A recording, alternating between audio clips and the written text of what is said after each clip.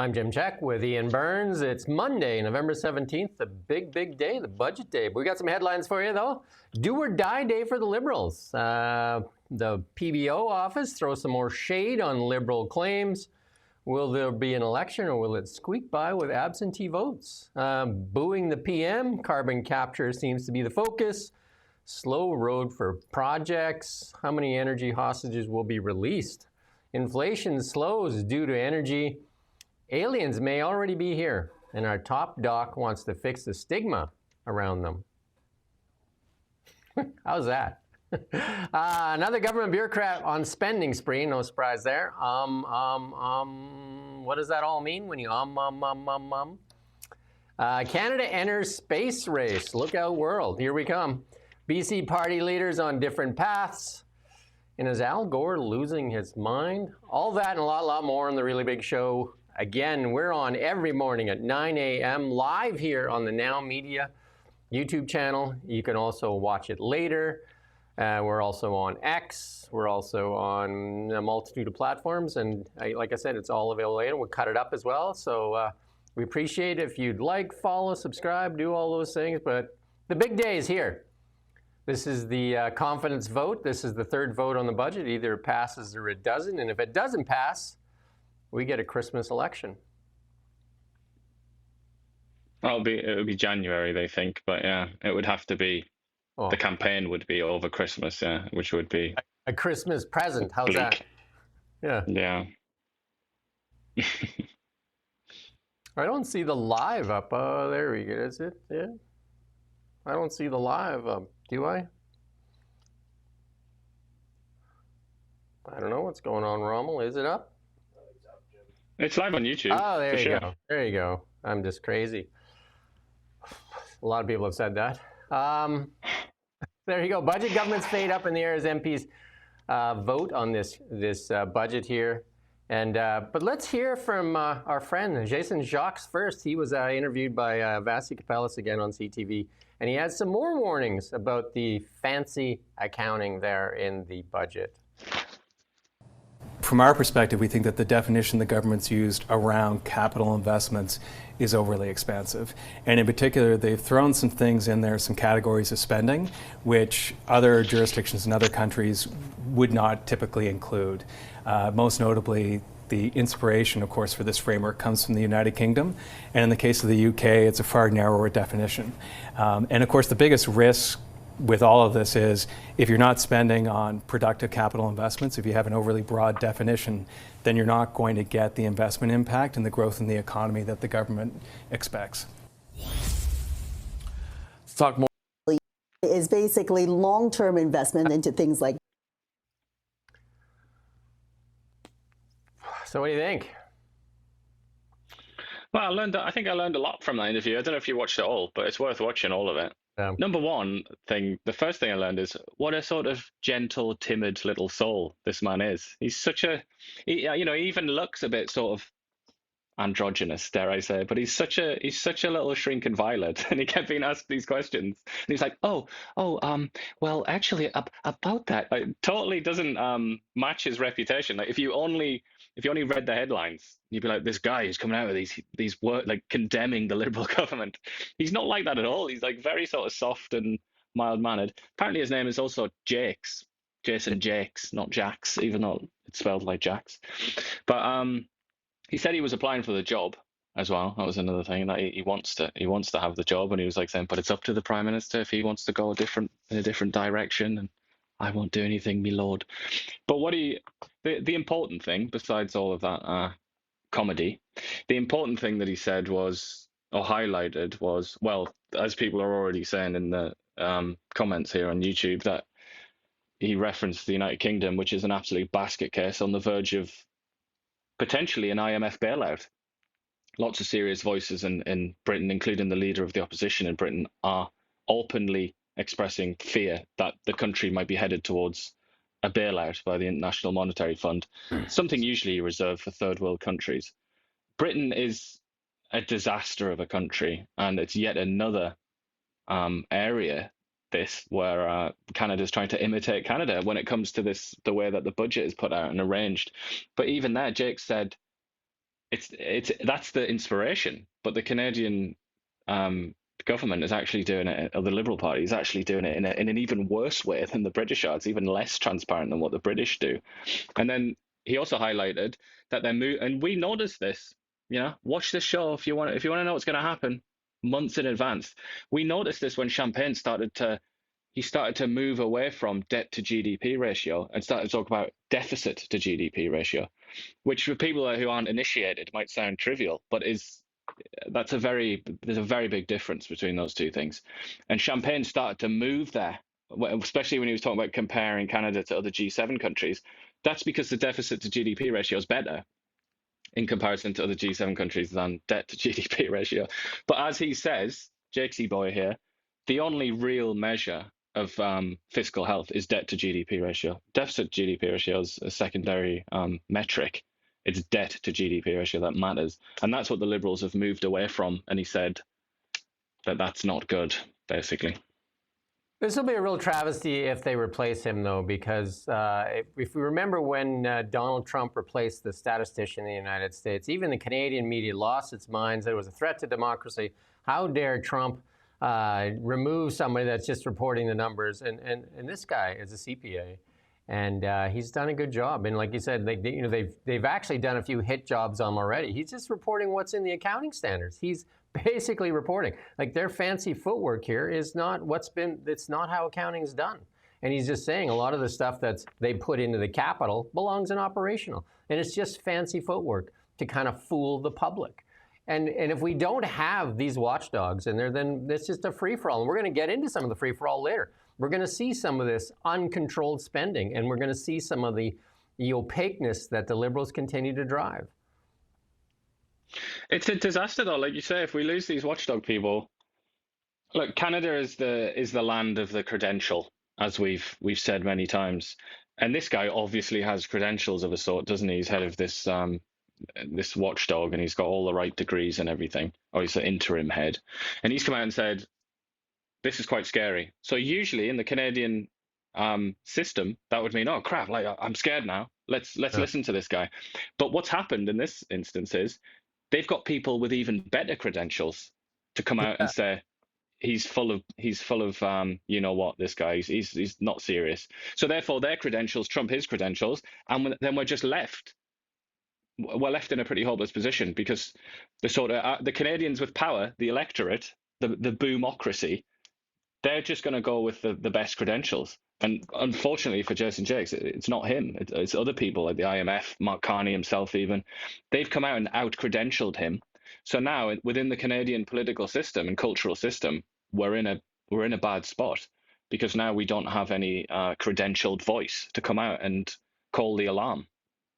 Well, we've seen this in many other industries, even the media. They have selected the chosen media that has the correct voice, and the same thing they're doing here. And they've done this in so many different instances. They're selected voices, economists, and it's just like, we got to find the right person saying that. The climate stuff, all the people that they select seems to go along with their narrative, or living off of their tax dollars. So if they get rid of him, the CPA society should be losing its mind as well, and should most economists, because it's not just him saying this.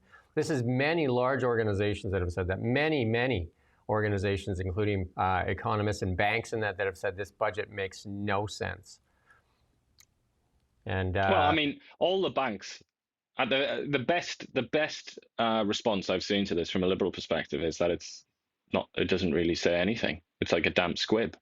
It's like it's the rocket that didn't launch kind of thing. That's the biggest compliment. The worst thing I've seen from the banks, all the mainstream boys, all those delicious credentials that Canadians love to feast on.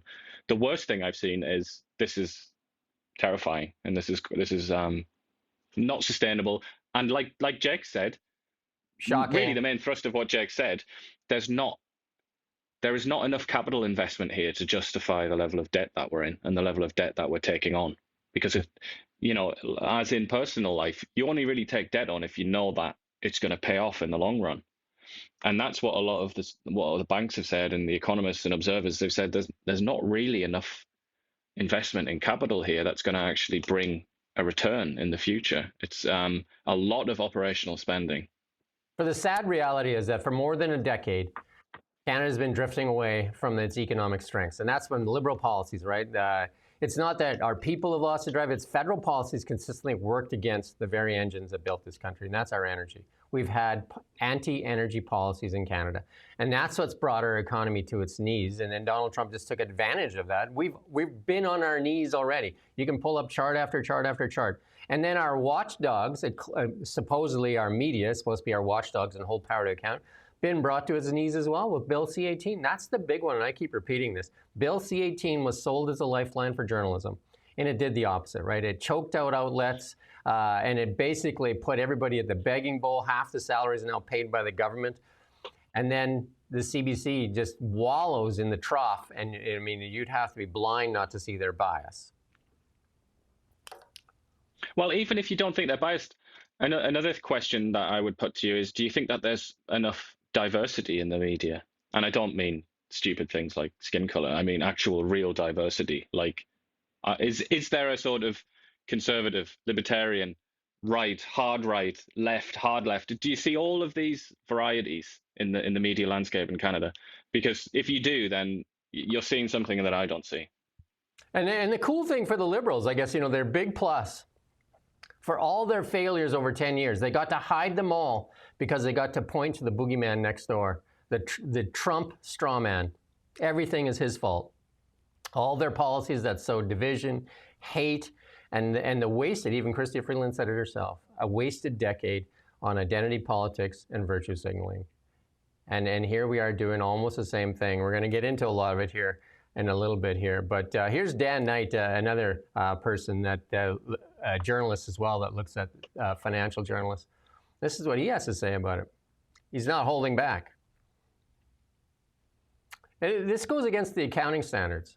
That's what the thing is when they try to say, oh, it's a different way of looking at things. Why would we want to look at a different way of looking at things unless you're trying to hide stuff? Why don't we just present it as it's supposed to be presented? Why is it always a game? And why is the media not holding them to account? Like, there should be. If this, again, was Stephen Harper's government, remember the $16 glass of orange juice, how they lost their minds over that $16 glass of orange juice? Different world. Was it even 16? I feel like it was even less than that. I think it was 16. No, there's a bunch of stuff out on the internet now because that young lady that spent $176,000 in 9 days is being compared to the $16 glass of orange juice.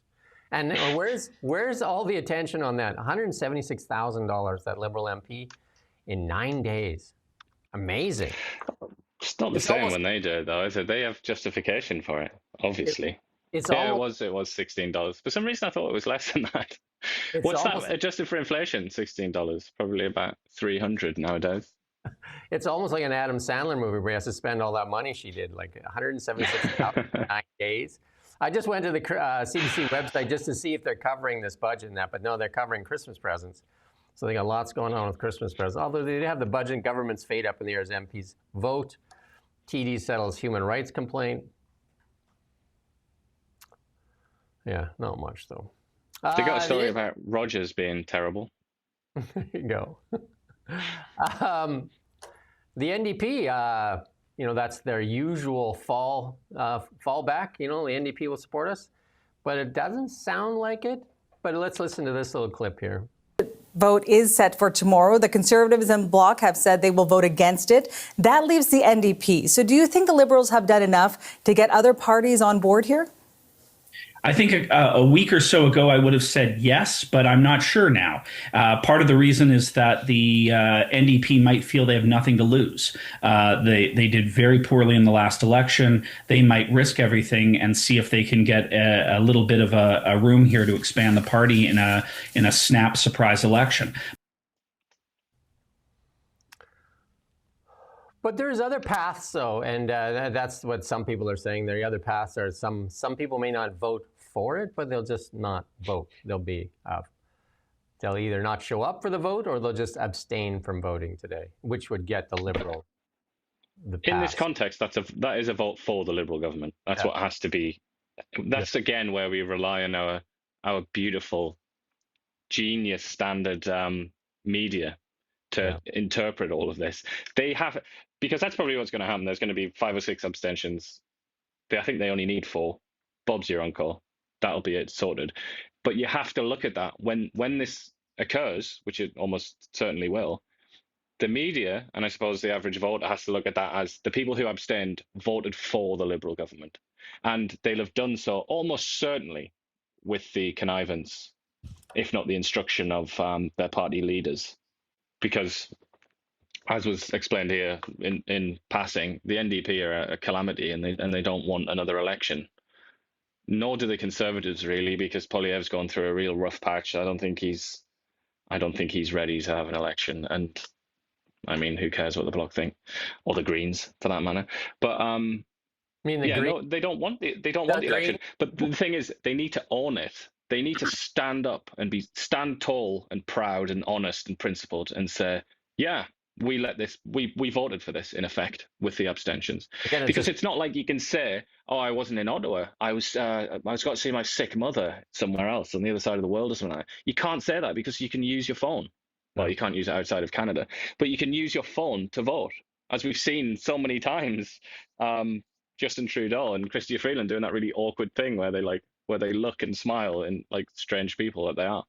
You can do that anyway in Canada, so there's no excuse for an abstention. You could even have like malaria or something like that and be on the floor. You could still vote. So there's really no excuse not to. So the people that abstain have voted for the Liberal government, and it really needs to be emphasized.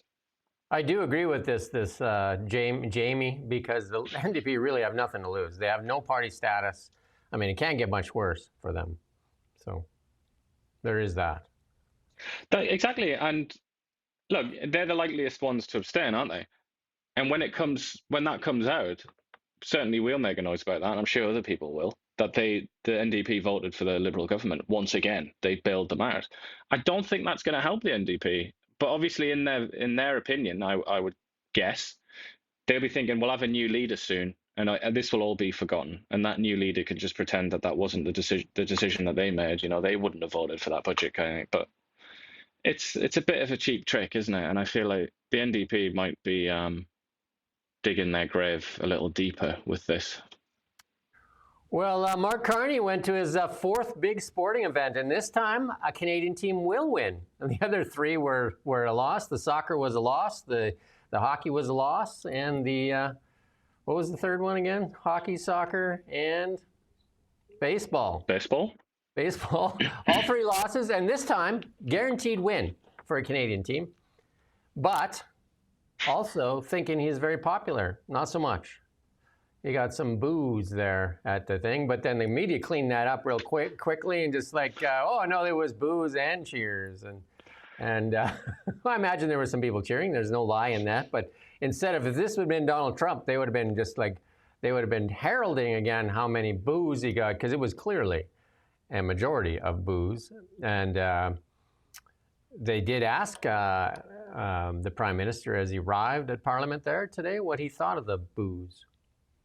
Very tough. You were booed. What does that show you about Western disaffection?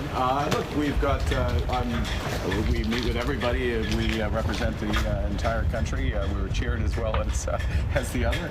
And we have representation across the country. I'll say one other thing, which is that in a few hours I'll have a virtual meeting with the First Ministers of the provinces and territories, and we're all looking to work together. I met a few of the premiers when I was in Winnipeg, working together for the country, whoever people voted for. Thanks very much. But that's the whole point. They don't feel represented. Silly Mark. And also when he says that, we've got representation across the country in Ottawa, Gatineau, Montreal, Toronto. It's like, yeah, that's where you win elections, isn't it? Not over there where people boo you. That's the point. Well, there were some people that are doing a lot worse than booing as well, but we won't get into that. But, Alberta, like he's lucky he wasn't in Alberta. They might have been hurling their popcorn. But wild stuff. But he says, he said on Friday that the cabinet will cut the federal payroll by a tenth and find $60 billion in savings. And remarks came hours after the Budget Office warned there was a little chance the cabinet would meet its latest deficit targets and remains too secretive or will find savings. Imagine that. And he says that reducing the size of public service by 10% and cutting management consultants by 20%. That's one that should be cut by like 80%. Like the amount of money they pay to McKinsey & Co. is just absolutely astronomical. And I think basically McKinsey & Company have been running Canada for the past 10 years. If you look at all the marketing, that's what the Liberals have been really good at, marketing. They're really good at campaigning and really good at marketing. Got to hand it to them for that. And a lot of credit for that goes to Katie Telford and to the McKinsey & Co. The backroom boys and girls, yeah. Yeah, the federal payroll number is about 445,000 according to the Budget Office. Annual spending on consultants, ready? Take a guess. Just take a guess of what they spend annually on consultants. Anybody on there? Anybody want to take a stab at it out there listening? Just take a guess. Gander. $25 billion. $25 billion. Just look at the savings right there. Put that into the military. Just crazy. And they got all these employees, and yet they need consultants. And we've done so many stories where they say a lot of the bureaucrats say, oh, you know, we just don't have the knowledge base to make the decisions. We need consultants. Then just maybe get better employees then, right? The average salary. But then the unions come out and they're furious and say, no, we can do it, guys. But obviously the Liberals don't believe that to be true, do they? And I think they don't want to stir the hornet's nest by firing lots of them and hiring new ones instead. But there's so many other things, like, you know, they're employing people who live in places like Toronto and obviously the United States. Like, they don't want to live in Ottawa, these people, and they don't want to earn a government salary, even though it's pretty high. They still don't want to do that. They want to be in the big city earning big bucks. And that's why they have to go to the consultants. But it raises all sorts of questions, doesn't it, about how government is done here. Average salary, $136,000. Starting salary for Canadian military, just over $40,000. Cabinet in its November 3rd budget put this deficit at $78.3 billion, more than triple the original target. Get that, run that through your head for a bit. Triple the original target. It's the largest deficit in Canadian history outside the pandemic area. And Jason Jacks, at the September 5th testimony, says, you know, something's going to break. It should be very alarming. We don't use the word unsustainable. Unsustainable is mean you don't have an option to say, maybe I'll wait a couple of years, I'll see how things go. He did say the words unsustainable, shocking, stupefying. Yet, if this was a story in the United States with Trump, and Canadian media would be just using those headlines time after time after time. Yet nothing, right? Other than they went and found people to discredit Jason Jacks. Yeah. And then I'm surprised they're not in this budget. They're not talking about the emissions cap removal and how many times carbon capture shows up in there. You don't need to put that up there. Take that off. Yeah. You know, it's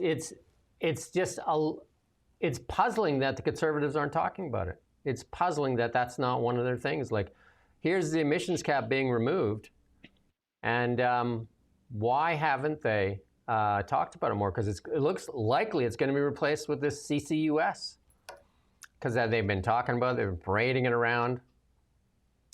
And here's Tim Hodgson touting, this week we announced new major projects being referred to the Major Projects Office. After the day of the mainstream media, the one that get a lot of the government subsidies, touted it as, this great thing, and that a lot of the reaction from outside the media has been very, very negative. And it's been to the point where all of these projects have been basically held as hostages for a long time, and they're slowly releasing hostages, energy hostages. But we do have a little clip here from Tim Hodgson, again interviewed by Vasi Kapelis at CTV. It isn't in anyone's interest. I'm simply putting to you, if I recall, prior to them being put, that project being put on the list, they had already been saying that they would make a final investment decision in early next year. So being put on the list didn't exactly accelerate the certainty with which you're saying, your government is providing investors like LNG Canada. So I know your audience doesn't always have complete clarity on how these projects work, but there are a huge number of decisions still for the proponent to make. There were a number of things they needed from the federal and provincial government, that through the Major Projects Office were coordinated between the federal government and the provincial government, and that clarity has been provided to the proponents. There's 5 different equity proponents for LNG Canada 2. They say they have what they need from us now, and they will be making their decision in the spring. So we have significantly advanced the likelihood that we will see a final investment decision in the spring. So even that, like, these things are not being fast-tracked. Like the Sissons mine has been held hostage since 2017, and they're saying they're going to fast-track it. And their fast-tracking means they're moving it from, I don't know where. It reminds me of that movie Office, where they move it from one desk to the other. They're going to move it from this desk to the Major Projects Office, where that lady gets his $600,000 plus a year salary. And then she's going to do what with it? Because all of these things, even Carney has said, these aren't like a go-ahead. These are now put there for consideration to go ahead. It doesn't, nothing that's happening matches what the Liberal Party told us during the campaign about how dire the situation was, about how we were in basically a war and we had to like get our helmets on and get going, and we had to really change things. None of this looks like the Liberals ever believed anything that they said, which is probably the worst thing you could ever have said about you as, you know, supposedly people of principle. And do you think it's better to watch people's actions or listen to their words? Because actions speak louder than words. And we've seen it. Well, we saw just recently Brookfield and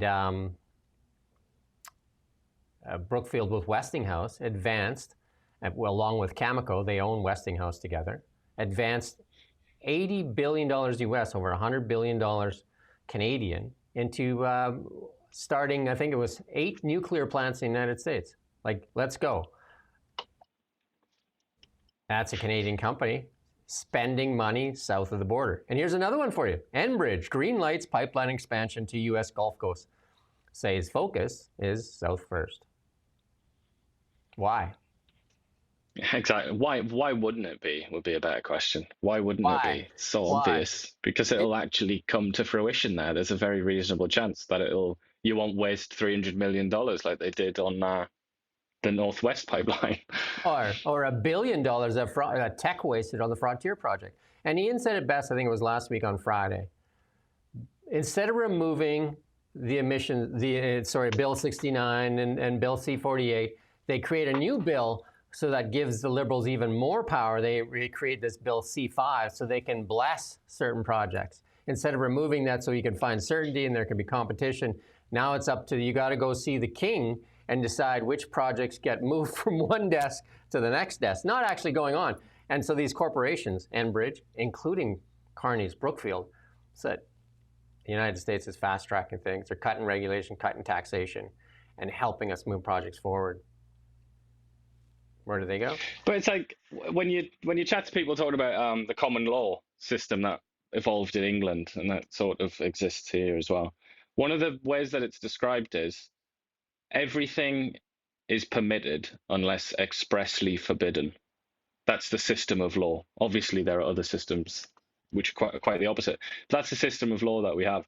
This legislation and this sort of environment that the Liberals have created is almost like everything is forbidden unless I touch you on the head and I give you permission. It's so strange because Mark Carney he bloody loves the English, doesn't he? He's always gone to Britain. He's enraptured by Britain and the British way of doing things for some reason I couldn't possibly understand. And yet he's created a system which is fundamentally anti-English, and therefore you could say anti-Canadian, which is you must assume as an entrepreneur, as a commercial enterprise, whatever, that whatever it is you're thinking you're going to do, it's not allowed. At least in the natural resources sphere, it's not permitted unless I tell you that you can do it. In which case, green light, Bob's your uncle, let's get shovels in the ground. That is just extraordinarily strange, and it's a real divergence from tradition. You know, I might sound like a trivial observation, but this is a really strange governing philosophy in a sort of Canadian or English or common law context.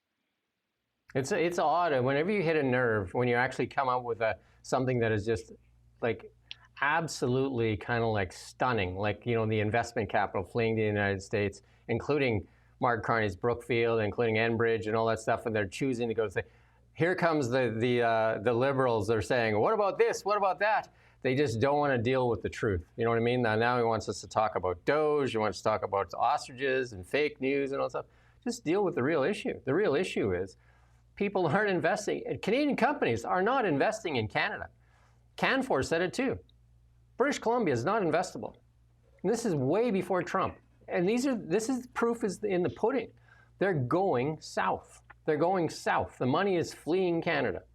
So you can try to make distractions all you want, or we can start to deal with the truth and say, why aren't they coming here? Because of the regulation, the red tape, and the opaqueness in the liberal strategies or whatever they're doing. They're just not honest about what they're doing. And it's not, and you say investment. I mean, a lot of people might think, oh, I don't care what these big corporations do or whatever. Like, that's not my business. Another thing to look at is a chart that we show all the time, which is the dramatic, shocking, stupefying, you might say, divergence in living standards between Canadians and Americans that happened in the last sort of 10 or so years. That means, you know, you might not realize it, but you and your fellow citizens are poorer, and you're going to keep getting poorer unless things change. And that's poor in absolute terms, you could say, or you could not say, you could argue against that, but certainly relative to the Americans.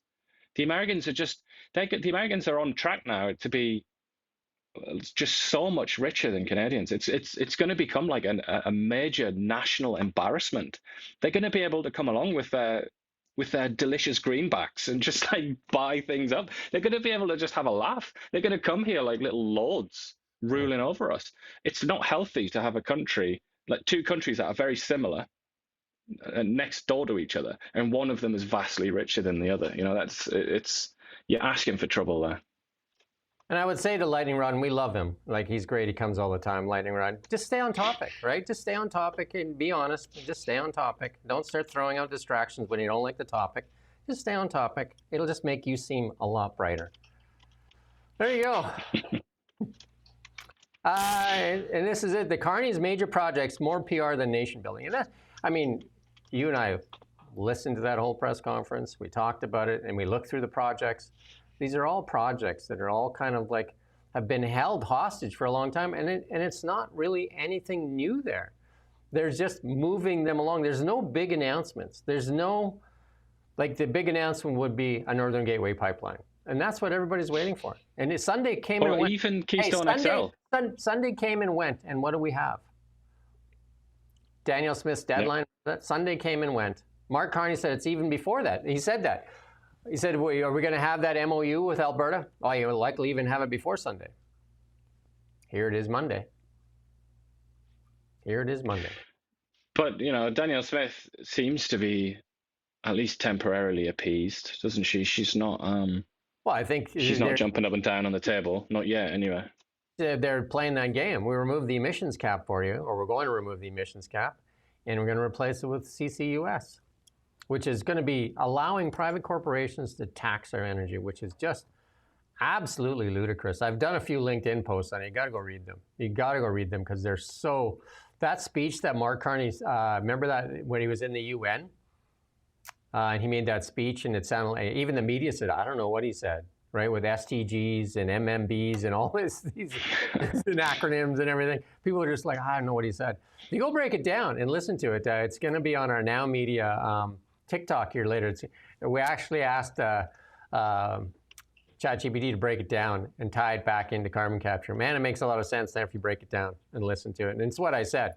It's basically moving money from weak hands, investment banks, to strong hands, government and pension funds. Imagine that. Anyway, here's David. Which has so many implications. That's scary for so many reasons, isn't it? We probably don't have time to go into, but I mean, that's like dragging people's, pensions, what they expect to live on when they're older and can't work anymore. It's dragging that into quite experimental and politicized investments. It's financializing climate change to better fill the coffers of investment banks, and companies like Brookfield that have invested billions. You go to my LinkedIn and read them. There's 3 posts I did in a row on climate. CCUS, you have to read them because that's where Canada is moving toward. And this David Knightleg, he talked about it too, releasing the hostages. Like, I mean, a lot of these projects have been sitting in purgatory forever. Like, Dominic LeBlanc was bragging about the Systems Project back in 2017. 2017. And now they're saying you remember that movie Office, right? Where the efficiency experts come in and they say, ask the guy what he does. He said, well, I take the stuff from my desk and I put it on the other guy's desk. Just like that's. Is that Office Space? I think it's Office Space. Yeah, sorry, Office Space. Yeah. I haven't seen that in a while. That is a very amusing film, though. It's a good satire on bureaucracy, isn't it? So very appropriate for this conversation. And we're just talking about the system mine here. It's chosen as one of Carney's major projects. And again, this project happens to be, you said it when we talked about it on Friday.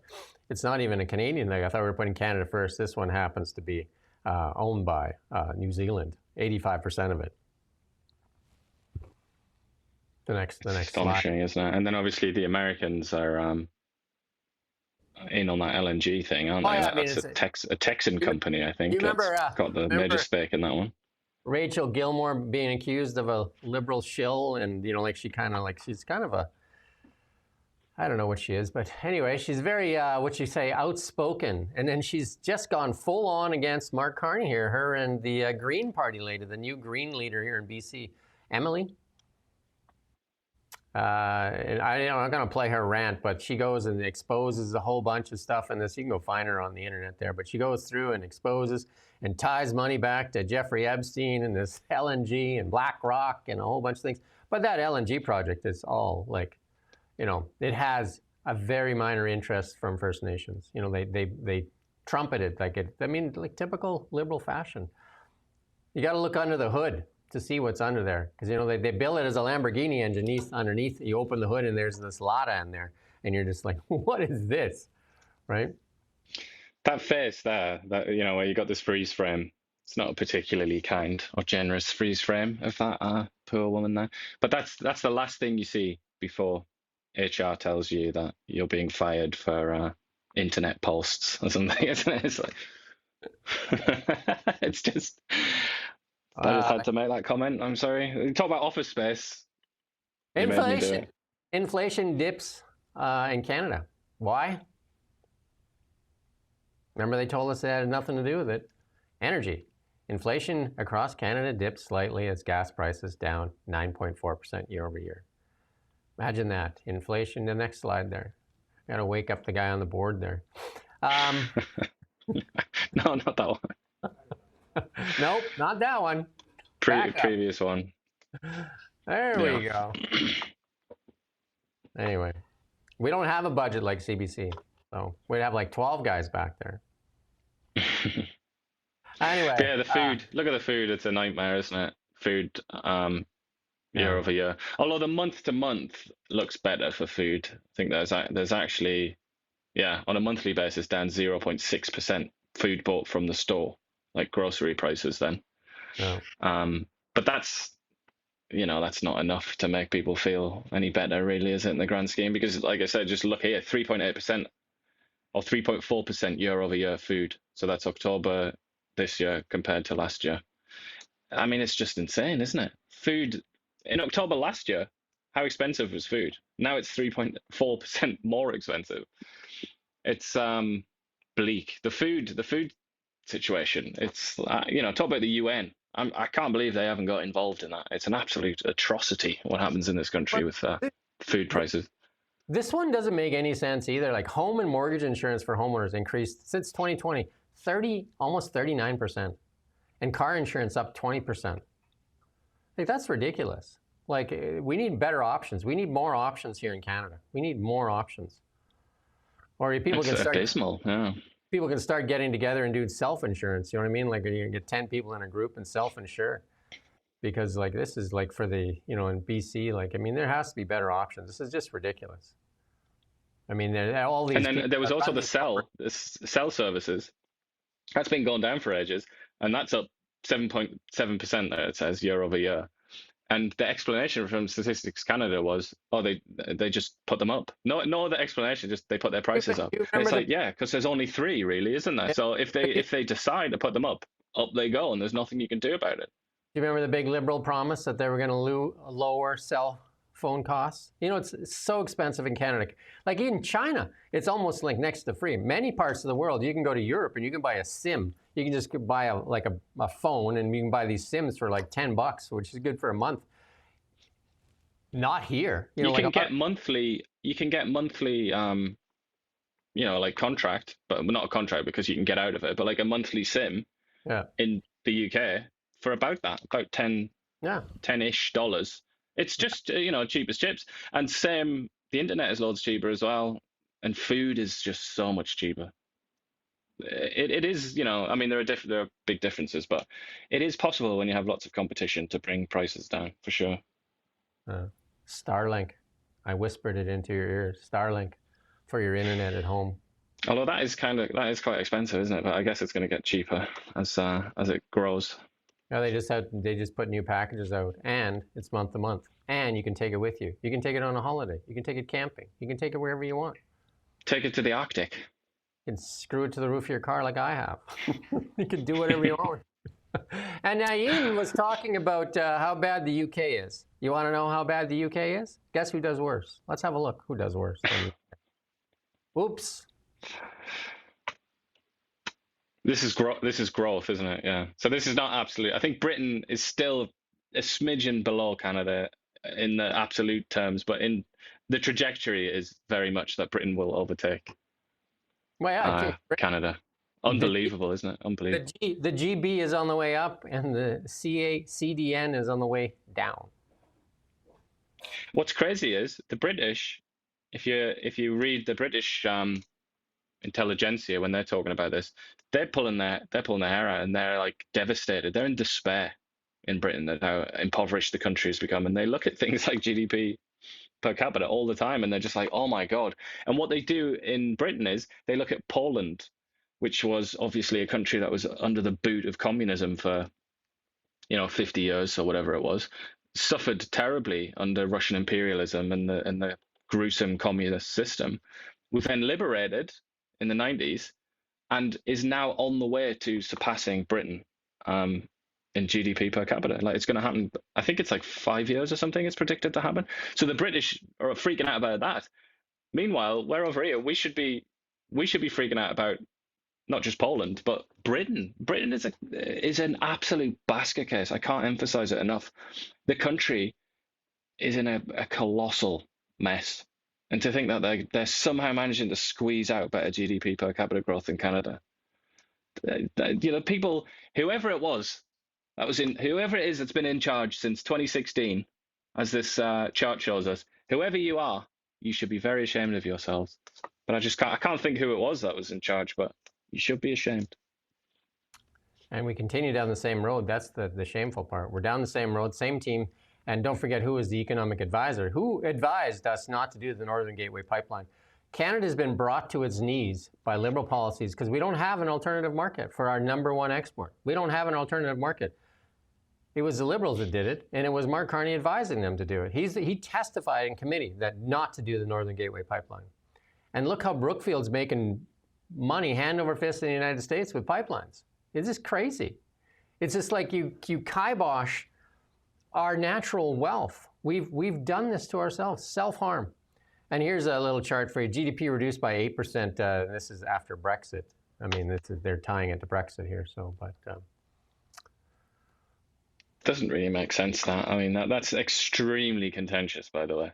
Yeah, that's what I'm saying. Because Britain has actually grown faster than France and Germany and other European Union countries since Brexit. So it doesn't really add up. It's very politicized, very contentious, but take it for what it is, I guess. Here's the lesson for the UK. If they want to make their numbers look better, they should hire Mark Carney and just use different stats. Oh, right, they did. They did hire him, and that didn't work out. He also said, if you remember your Carneyology, he also said that Brexit was going to basically set fire to the British economy and everything was going to be awful and living standards were going to collapse. But apparently, the trajectory is better after Brexit in Britain than it is in Canada. Explain that one, Mr. Carney. Well, here we're getting to the part where bureaucrats and elitists and that, they're not too worried about the meat counter or planes, limos, and planes, trains, and automobiles, right? He saw Pierre Tremblay, the president of the Canadian Nuclear Safety Commission, billed taxpayers he makes $343,000 a year. I mean, that's paltry compared to some of the other guys, I guess, right? He's making half of what the other guys make, but he makes up for that in his billings, right? So stayed at French resort hotels, dozen flights between Ottawa, rather than take a train, Ottawa and Toronto. Why would you want to take a train between Ottawa and Toronto when you can fly first class, right? Seems silly. Or do what every other peasant does and drive. Obviously, because he couldn't be bothered, because it's about 5 hours, and he couldn't be bothered to do it. Just in his first year on the job, $3,500 on limo rides from Toronto's Pearson International Airport. Why take a cab when you can ride in a limo? Right? Who even wants to drive in a limo these days? It's not exactly luxury, is it? $27,000 for 37 flights back and forth to Ottawa for routine meetings. $27,000. So those are not WestJet economy fares. Those are pretty good nights, pretty good fares. But while everybody is staring at the meat counter, like wishing and wondering, they got the whole family there at the meat counter looking at that steak and thinking that, like instead of planning for a vacation, you're planning for that steak. These guys are just like living lavishly on the taxpayer dollar, right? He subsequently raised his travel and hospitality budget from $100,000 a year to $185,000, plus an additional, ready, $50,000 for an executive and housing allowance for the president. Why not, eh? So that's more in travel expenses and housing expenses than most Canadians could ever dream of earning in a year. But that's just to transport and house this very special little fella. All tax-free, too. But as ludicrous as that one is, let's talk about our favorite doctor here. She makes a little more money than him, actually, Dr. Mona Nemer, the alien lady, eh? And she says it's possible aliens have already visited Earth. Yeah, I think they've taken control of many of the political leaders. Though the technology, she makes $393,000 a year. She is therefore more important than the guy in charge of nuclear safety in Canada. Who decides on these salaries? And she says, is it possible we've been visited by extraterrestrials? And this is her trying to get a raise, I guess. Logically, the first step would be send robots. And that's what we're doing on Mars right now. You're not doing it. Elon Musk is doing it. You're not doing anything. Well, NASA is doing it. It's not really a Canadian enterprise, is it? No, it's Elon Musk for Mars. Elon's working with NASA on the moon base. But she said they've got robots up there, haven't they? Can't remember what it's called now, the latest one. Yeah, but NASA's got one up there right now. Yeah, I was talking about like Elon's going to send Optimus up there. She said there could be life elsewhere in the universe. I mean, that's just, okay. Like, that just seems obvious. Given the number of solar systems, okay. But she said one of the things they're worried about, though, is, like the stigma. Unidentified aerial phenomena stigma refers to a set of aspirations cast towards people who speak openly about research phenomena. The Sky Canada project, right? Sky Canada project, that's 7 employees. Remember we talked about that? They have 7 employees. How much money do they have just staring out the window? Seeks to dispel stigma by recommending approaches that promote openness, transparency, and scientific integrity. Yeah, so they're trying to come up with a better name for reporting it. That's where they did this whole report. I think we talked about that report a few weeks back. I think it was several weeks now. And the whole point of that report was not how to classify these things, to find these things or investigate them. It's just in how we report them, like what name should we use so that there's no stigma attached to it. You can't even make it up. And certainly don't presume their gender or anything like that. That would be atrocious, wouldn't it? We don't want aliens coming here and then feeling that they've been stigmatized, or the people that report them. Maybe she should just watch X-Files. Maybe that's what they do. Just watch X-Files. Someone here on YouTube put out a pretty interesting comment there, saying, called Global Traveler, who I assume is an American, says, "We have the experience of having a poor neighbor next door. Are we going to have to build a wall to keep you out?" In other words, Canadians. I mean, obviously he's having a troll. You're trolling us. Congratulations. But it's not a completely silly question, is it? Because if the disparity continues to, if it goes crazy and the divergence is enormous, America will have to be worried about things like that. Certainly, like illegal immigration from Canadian citizens who just want to go and work in America because they'll get like double the salary or something. One has to presume that will become a consideration. Yeah. Or will companies move south and take their capital with them? Oh wait, they already have Brookfield. Remember that? Who did that? Who moved Brookfield? I can't remember. Anyway, big news in Canada. Gathering in front of Toronto City Hall as they're raising the Palestinian flag. And this is going to happen in a few cities across Canada today. And it's going to happen in Calgary, Brampton, Toronto. You got to say Toronto, eh? There we go. Yeah.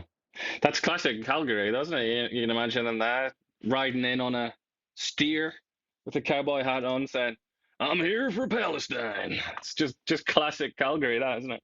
And I try not to use the word, but Mark Carney loves the use of the ums and ahs when he's searching for the next.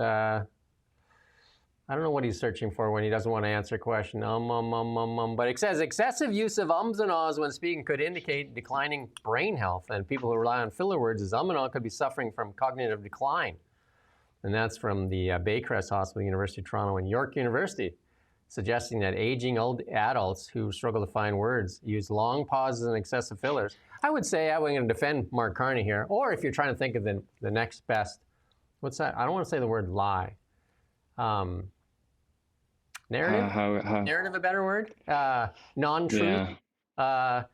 BS? Manipulation of the truth, perhaps. Reframing of reality, maybe is another way. There should be like an asterisk there. Unless you're trying to mislead or spread misinformation, or like they like to say there, misinformation or disinformation.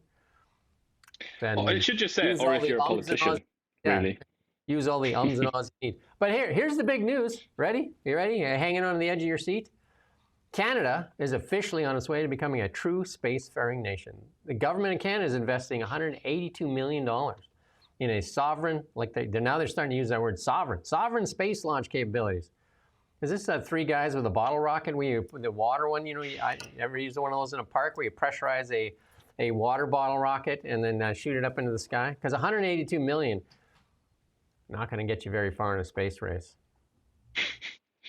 Especially when you look at like the Indians, the Chinese, the sort of new arrivals in the space world, they're chucking enormous amounts of money at it. I mean, so who's this press release for? Like, who's dumb enough to think this is actually going to amount to anything other than some more grift for somebody?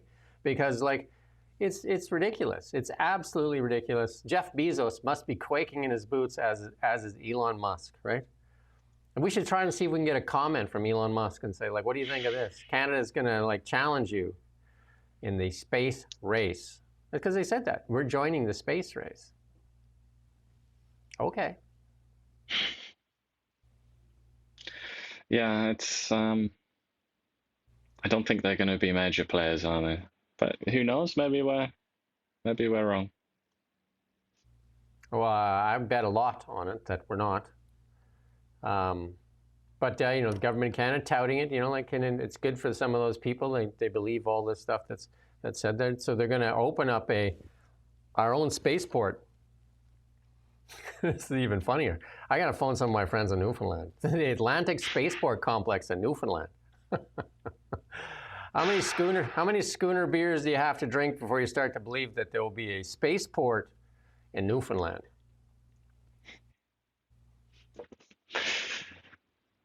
I reckon they've got the grit to give it a go. they've got the grit and the tenacity to try, but I just don't think that that's enough money, is it, or enough expertise, new fees or not.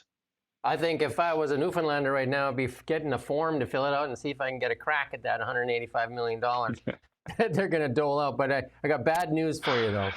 The insiders have already taken off probably about 180 of that, so there'd be $2 million that they drip out there for people in their actual things. Most of that money has already been spent, probably. We got some BC news for you, though. Coming to you live from the Now Media Newsroom.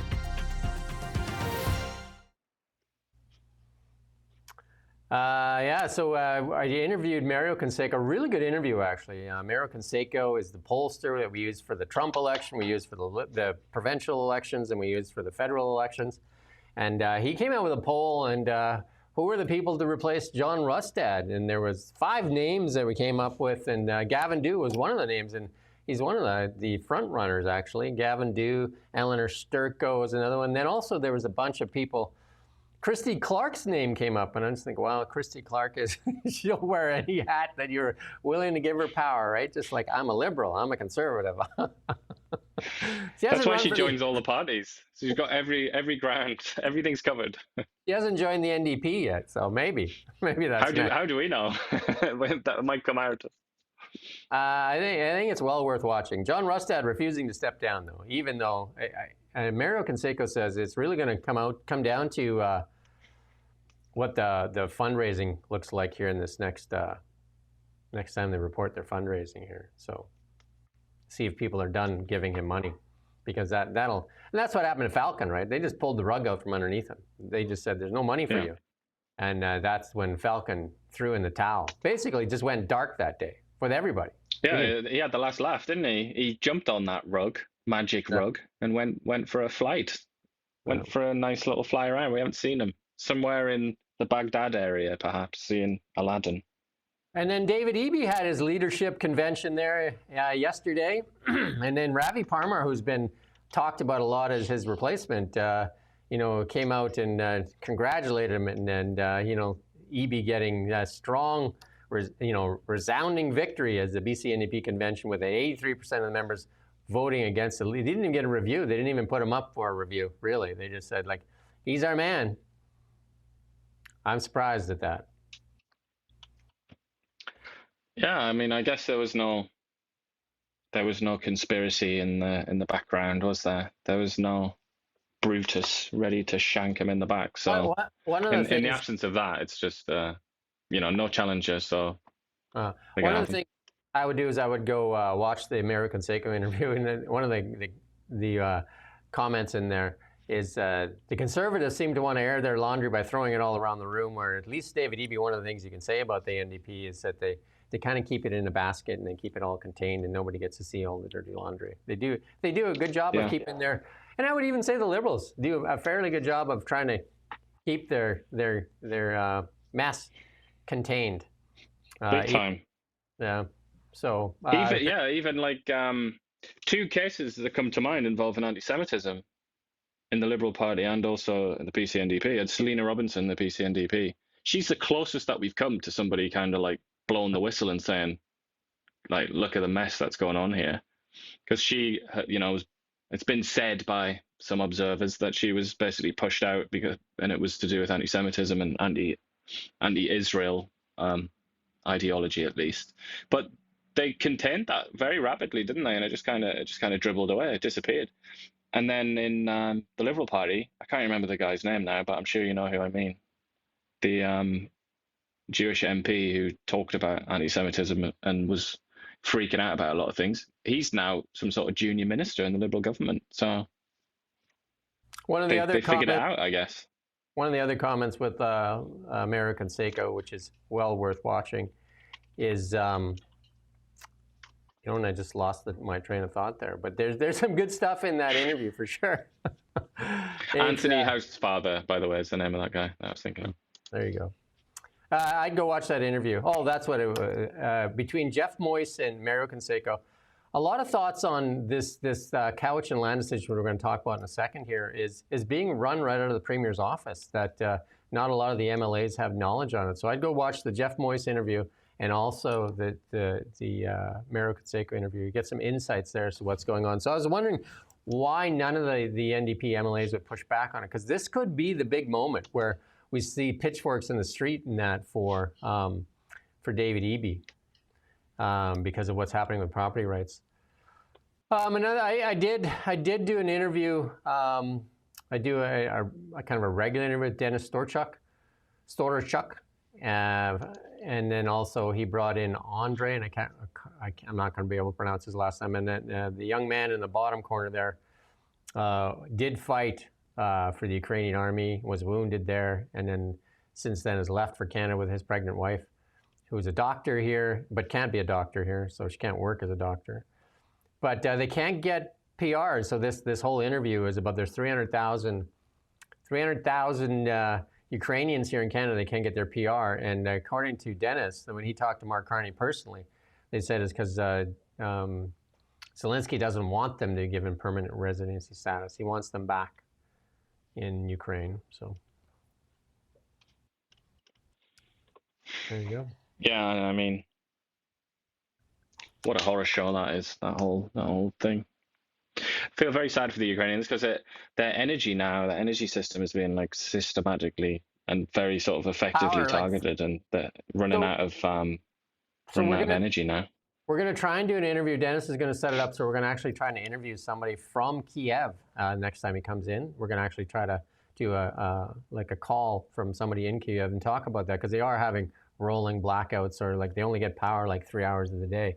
And we're coming into winter, and we all know that winter is not very kind in Ukraine and or in Russia. Let's do some international media here as we wind things up. There's some good stuff in here. Coming to you live from the Now Media Newsroom.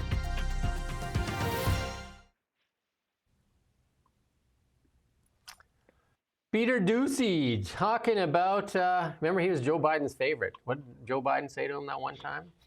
He called him a name. Son of a... he was a son of somebody. Peter Doocy, let's talk about their inflation and their numbers here. Let's hear a little recap from Peter Doocy. Inflation for the first year of Trump versus Biden. Biden, overall inflation was up 4.3%, higher than Trump, just up 1.6%. Groceries under Biden in that time, up 3.8%, with Trump up 1.3%. And then when it comes to gas, this is crazy. Biden up 24.4%, with Trump it is actually down 5.4%. That is where the biggest difference is. And we heard from the HUD Secretary, Scott Turner, this afternoon. They are racing to cut red tape for... That's good. So if you're a policymaker right now, and anybody that's watching, it's all about energy. How many times do we say it on the show here? It's all about energy. And the Liberals have told us for years that it has nothing to do with energy. Inflation has nothing to do with energy, when it seems to be the biggest input in everything we do. Every time you wake up, whatever you do, we wouldn't have this show if we weren't using energy. You wouldn't be able to wear clothes without energy. It's in everything. And the Americans, one of the things they've done really well, drill baby drill, is that they've brought down the cost of energy. And they've been selling energy like crazy. Like right now, Canada's moving towards this removal of the emissions cap and the CCUS, carbon capture, saying that the world wants to buy carbon-free energy, which is, I did a really good show with Beyond the Ballot with Renee Merrifield. Let's just take an example. So both of us bring LNG to the port. It's the same LNG, and whether it's in Washington State or it's in British Columbia, it's the same LNG. Canada runs some kind of financial scheme here where we clean some air or something else and inject it into the ground and do this hocus pocus thing. And then we kind of like apply that to that LNG. Didn't change the LNG. The LNG is exactly the same. And then they say that the world is wanting to buy our LNG over the Americans' LNG. But facts say America signed a deal with Japan, signed a deal with Germany, signed a deal with South Korea. Deals they begged us for, with no CCUS attached to it. They didn't ask for any CCUS. China doesn't have any, like carbon capture. Nobody does. And so who's asking for it? Who needs it? And then the only person that needs it is the financial people that have invested billions and billions of dollars in this technology that is now basically not wanted or needed in the world. And so there's a company that has invested billions and billions of dollars into it, and there's a lot of investment firms that want their money back, and it looks like it's been financialized, and they're going to sell all these CCUS technologies to Canadian pension funds, the Canadian government. Like, we're giving 75% tax credits. Carbon Capture USA moved to Canada. Carbon Capture USA moved to Canada because they didn't know credits down in the US anymore for climate grifting. And so they moved here. They're going to get 75 cents on the dollar. So for every 25 cents they put, you know what I mean? Can your business get that? Can your business get that? 75 cents tax credits? And then you get the ability to tax our energy in perpetuity. Isn't that amazing? That is just wild. What a It's deal. astonishing, really, isn't it? What a deal. Like, crazy. But just to briefly go back to what you said there about energy and how it's kind of in everything and all the rest of it. Another way of looking at that is energy, or the availability of energy, is the primary restriction on human activities, isn't it? That's another way. It's like another way of considering it. If you want to do stuff, anything at all, like build things, have cheaper food or food at all, and so on, go places, basically everything, it all requires energy. And the only real limit on how far you can go, how big you can go, how much you can do, how much of something you can produce is the availability of energy. In that context, does it not strike anybody else as being a little bit mad to put artificial constraints on top of the real constraints when it comes to the production of energy? Why would anybody do that?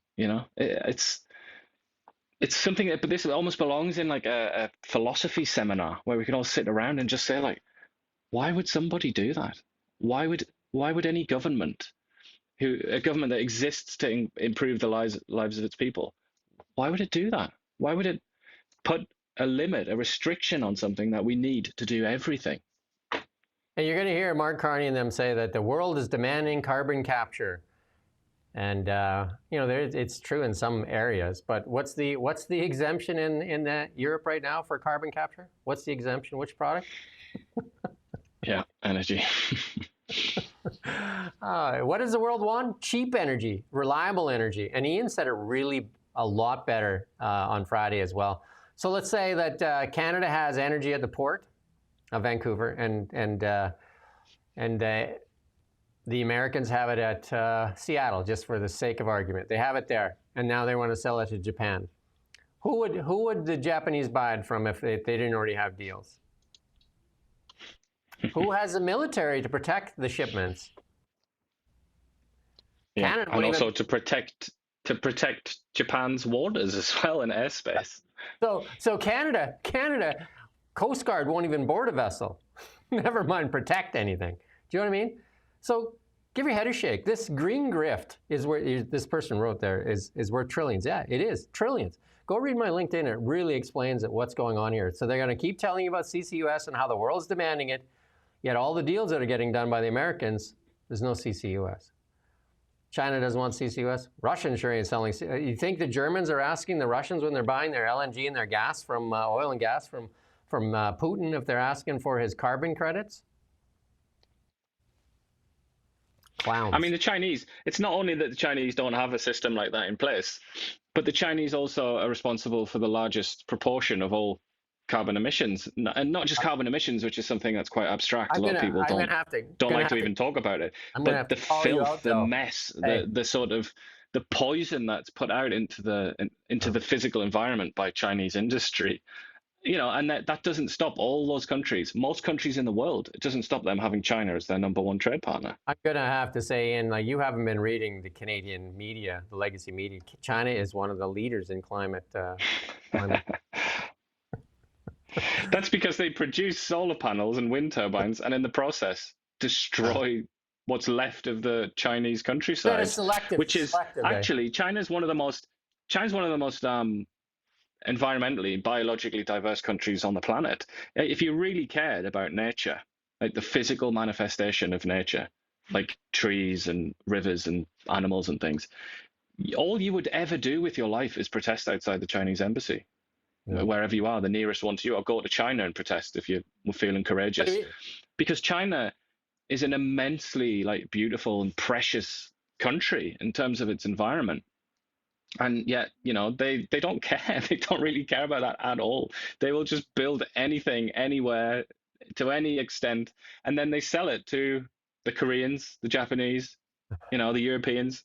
Are we really gonna engage in this fiction, and speak as if these countries care about what you do with the environment when it comes to getting their essentials? And then in many cases, they're not even getting essentials from China. They're getting junk. They're getting like a Buzz Lightyear toy or something like that. It's not like energy, which is like a necessary fact of life. All the people defending David Eby's decision and Mark Carney's decision to fund and choose China to build the BC ferries, saying, well, it's cheaper over there. We can't build it for this, cheaper. It blows my mind that it's the same thing that Canada can't compete if we're going to talk about straight on price. They get to use human rights violations for their labor, slave labor in many cases. They get to use inferior steel and aluminum, and they have no industrial carbon tax. Of course we can't compete. So then that's it then. That's it. We don't have an economy. And plus all the capital is going to the United States, including Mark Carney's Brookfield. Where's Brookfield? Everybody has so much room on their plate. Brookfield, which you would think Mark Carney, Canada first, right? So here's a guy that can influence Brookfield still, and I'm sure he has tremendous influence over Brookfield. Just made a $100 billion investment in the United States. And what are they going to come? They're going to come to Canada. They're going to invest too. You know what they're going to invest here in Canada? CCUS, which adds nothing of value to anything. But in the United States, they're going to create energy for all the AI companies with nuclear plants. Think of it. In the United States, they're actually going to create something that people want. They're going to create energy with nuclear plants. In Canada, they're going to grift the taxpayer and steal from the pension funds and from you, the taxpayer. But from their perspective, you might argue, they're both capital outlays. They fund their projects in the United States. Yeah, but from their perspective, they're both capital outlays that promise a return. And it doesn't really matter how that return is generated from their perspective, but it does matter for the people of the United States who get jobs, the prospect of more jobs down the line, tax revenue and all the rest of it, and not to mention benefiting from AI, which can increase productivity and so on and so on. In Canada, we get we basically pay a tithe and get nothing in return. So if you like what we're saying here and you believe in a free and independent press, then support us by liking, sharing. Somebody even donated $5 to us on Friday, I think. You can definitely share and help us reach a bigger audience. Meanwhile, CBC, who gets $1.55 billion of your tax dollars, and if you go to their website, they don't talk about any of this stuff. They don't highlight anything. They basically just are what you call it, a PR department. That's an expensive PR department for the Liberal Party of Canada. Again, maybe they changed their website right now. Let's see what they got on their website. What are they trying to tell us right now?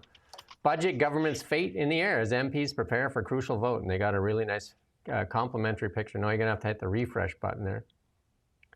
It's just basically... No, have you seen that story? You've seen the second one down. Liberals ready for an election if budget fails. It's just like, here's the PR department. What's in the federal budget? One. So there's a story there. We're ready. Liberals ready for an election. Next story down. We're always ready for an election. Says government whip. And then the next one is like, what's in the federal budget for you? Nothing. But I'm sure they found something, right?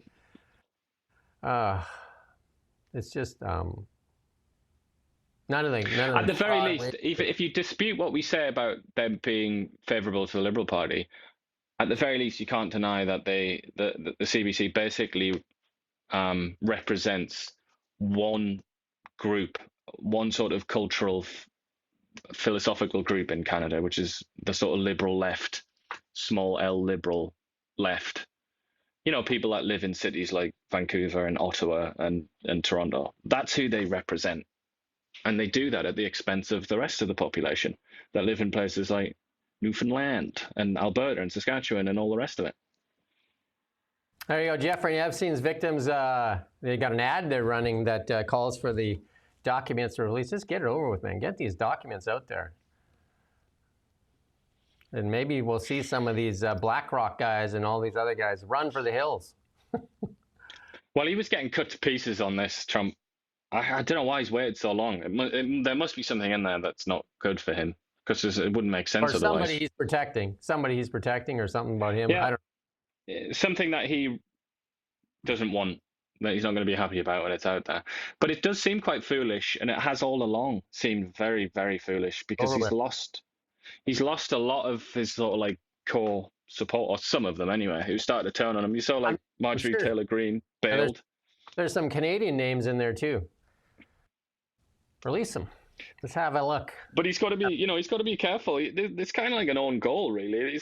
He didn't an unforced error. Like he didn't need to lose this steam that he generated there with his own base. And then the other one, which is much, much more controversial, is when it comes to Israel. Obviously, I'm sure most people are aware of Tucker Carlson and some other voices that have started to come out and complain about America's support for Israel. That's like the two sort of areas where he's kind of fragile, I would say. But now he's got rid of the Epstein one at least, and it's just the other one, the Tucker splinter cell. So Ford partnering with Amazon, that's the second dealer that I know of. I think Hyundai is going to sell their vehicles online as well, but Ford's partnering with Amazon to sell used vehicles online. There you go. You can get yourself a used vehicle.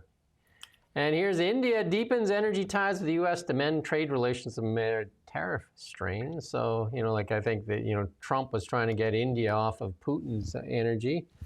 So that, because here's the thing about Europe, and I talked about with Dennis Storchuk there.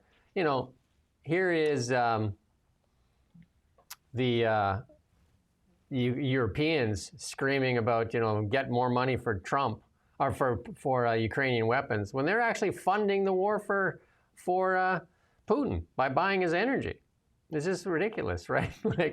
And then and I didn't verify it, but the Dennis and them saying that a lot of this money that's going to Ukraine is actually going first to NATO to buy new weapons and then give their old junk to Ukraine and then mark it up for the full price and say that's what was drifted over there. I know Canada sent some used equipment over there too. That's all we have is used equipment, by the way. But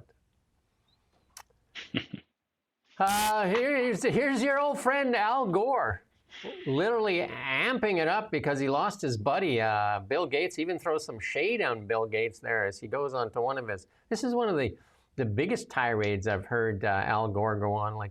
Isn't it time Al just takes a seat somewhere? How much money does Al Gore make off of climate grift, do you think? I'm sure he made a hell of a lot of money off that documentary. There was a book tie-in as well, wasn't there? Let's have a listen to our friend Al Gore. 30, which is kind of a full circle moment. And of course, the purpose is to deal with the climate crisis, and this thin blue shell of atmosphere surrounding our planet is so thin it's only 5 to 7 kilometers thick. It's blue because that's where the oxygen is, and we are using it as an open sewer for 175 million tons of man-made global warming pollution spewed into it every single day. It adds up, it lingers there, and the accumulated amount today will trap as much extra heat as would be released by 750,000 first-generation atomic bombs exploding on the Earth every 24 hours. Literally insane that we're allowing this to continue. In any case, the temperatures are going up because of that. Last year was the hottest year in recorded history.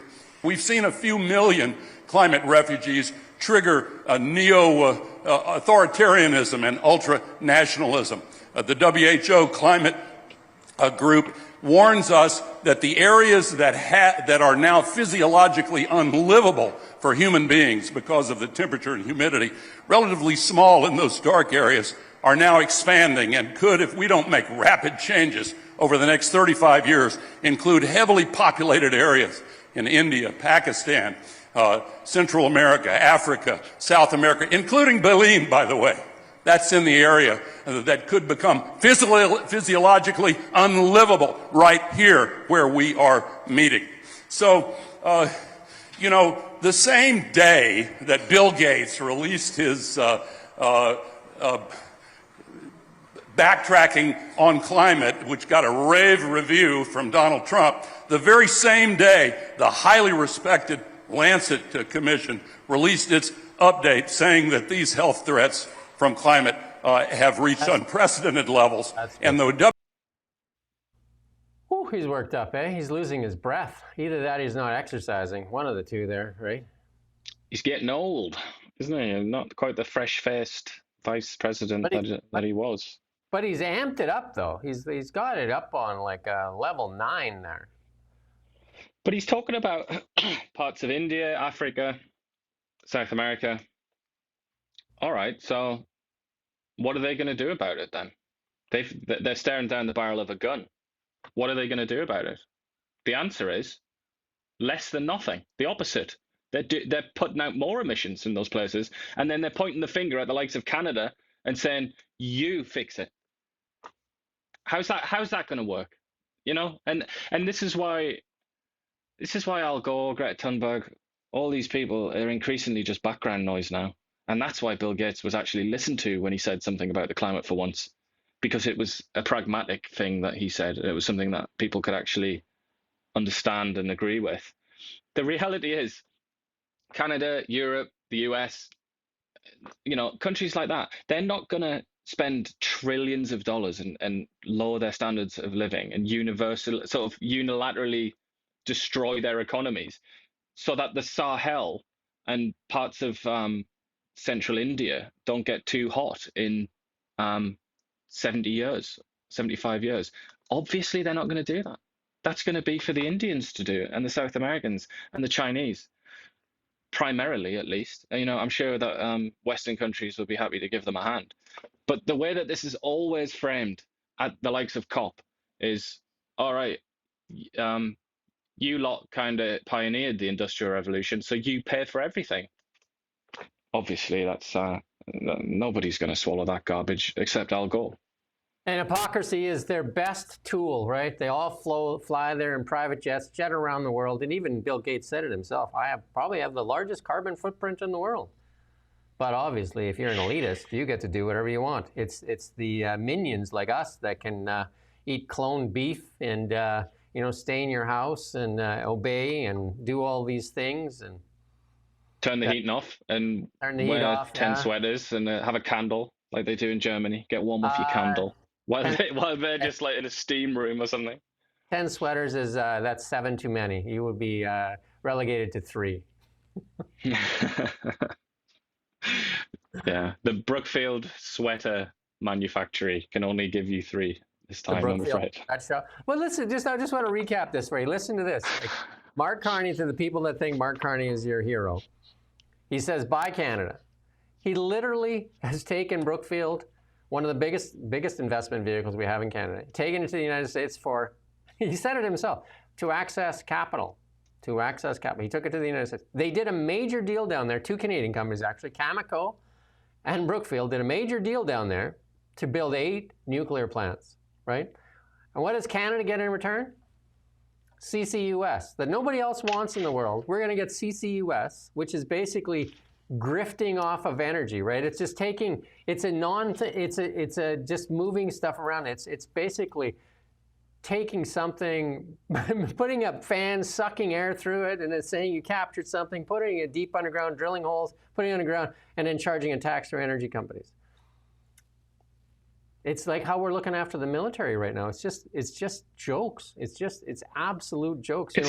It's baggage, really, isn't it? It's like the energy sector in Canada. If that's the horse that drags us all, the rest of Canada, it's what gives us our motion. It's leading the way. It's just putting more weight on it. Right? You just lopped off one leg, right? And you just said, compete. Or like chopped off its shoulder for a horse burger. Like, thanks, mate. Now you go and compete with the Americans, and we can't compete, right? Because we haven't done anything in our mill. Again, if we get our LNG to port, who's going to get to sell it? Who has the military might in the world? Who's going to protect the ships? Who does protect the ships? Who protects shipping lanes in the world? Who protects shipping lanes? And who protects, as it stands, whether it's viable or not in the long term, that's another question. But who protects the Northwest Passage as well in Canada's Arctic? That's supposedly another one of our like golden geese. But we don't have the technology. We don't have the military presence to defend that glorious Northwest Passage, do we? Or any other part of Canada, really.